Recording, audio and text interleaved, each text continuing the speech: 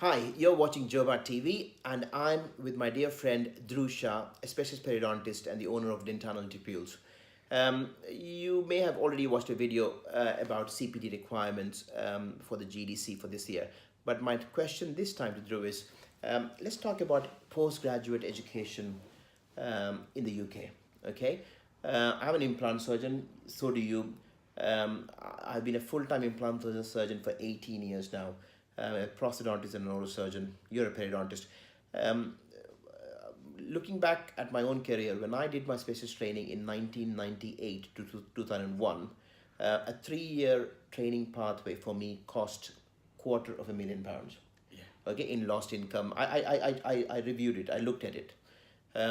Doing that kind of detailed postgraduate training is becoming more and more challenging. Yeah. People have families, people have mortgages, overheads, and all kinds of stuff. Not to mention dedicating X number of years of your life in postgraduate training is never easy. So I wanted to find out from you, Dhru, being similar in a time in the specialist world as I have. Where do you see it all going? Let's if you don't mind, relate it more to implant dentistry at this stage, rather than So Well, I think, if you start at a bigger picture of my training and how I went through it. Which So year did you qualify? I finished as a specialist in 2012. 12. In Okay. 2003, I graduated from undergraduate in Sheffield with my BDS.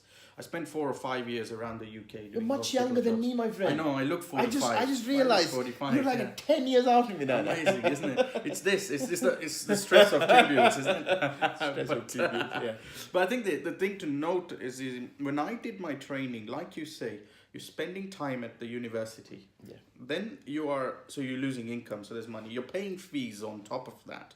But more importantly, and this is me being very honest, through my training, I think I was fighting bureaucracy more than learning. And dentistry is a hands-on profession. The other side is younger graduates are coming out with more debt. Yeah. The opportunities are limited because of the system again.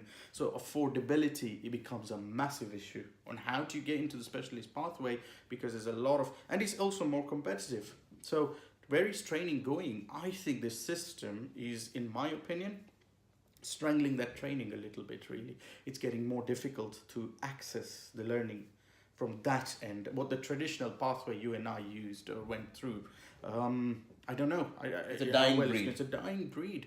And the more I see it, the more bureaucracy in that system. It feels like people are learning how to write more papers or do the academics, which is great. And don't get me wrong, it's important. But where do they get the hands-on? Dentistry is a wet-fingered art that they need to do.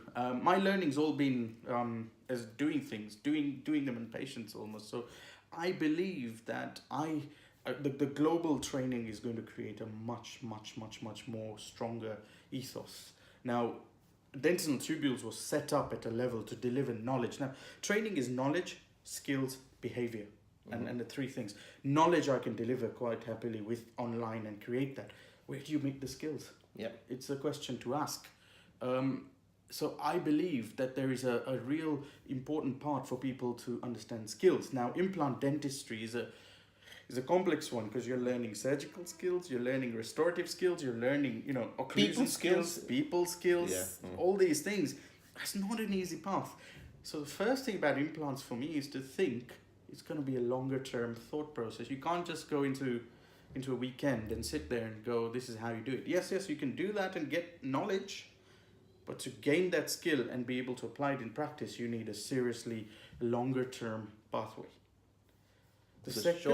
Short courses, I suppose, is trying to learn how to do things right, but half the time it's knowing what to do when things go wrong. Yeah, well, 90% of the time probably. There you go. Sorry, second thing was... Second thing to me is some kind of a mentoring pathway, which we really lack at a certain level.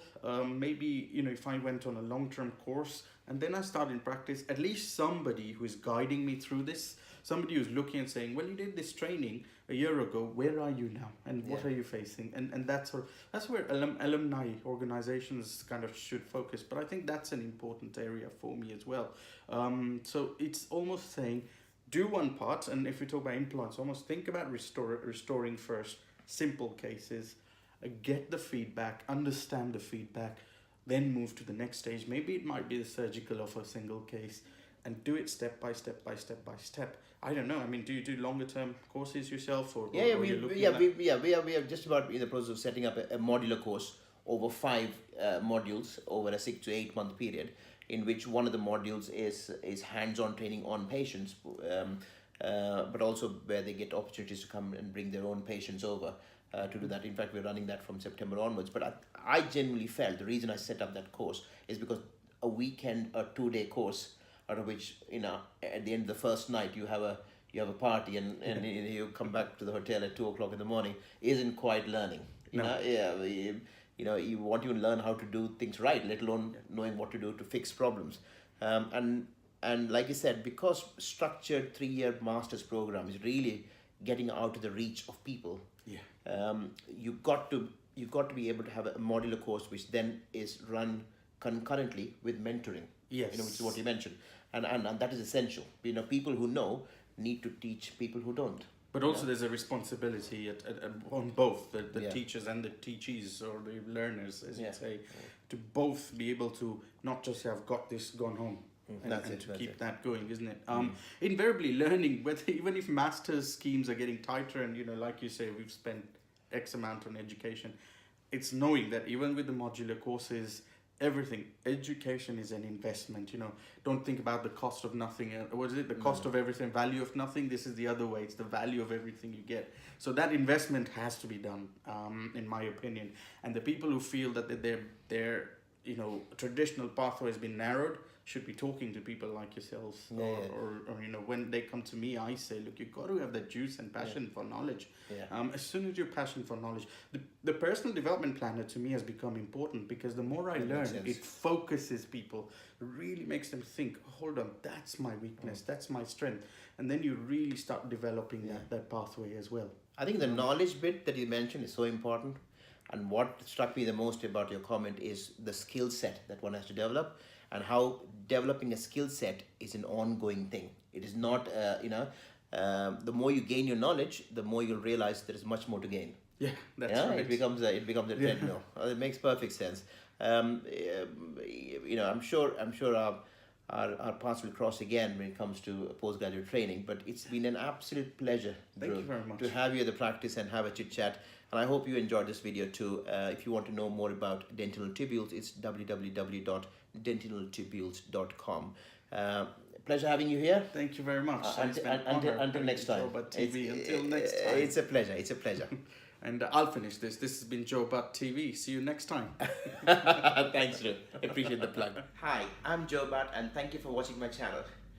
For more interviews with dentists, amazing implant surgeons, business leaders, entrepreneurs, people who think outside the box and create paradigm shifts in which the way we think, follow me on Joe Butt TV. I look forward to seeing you then.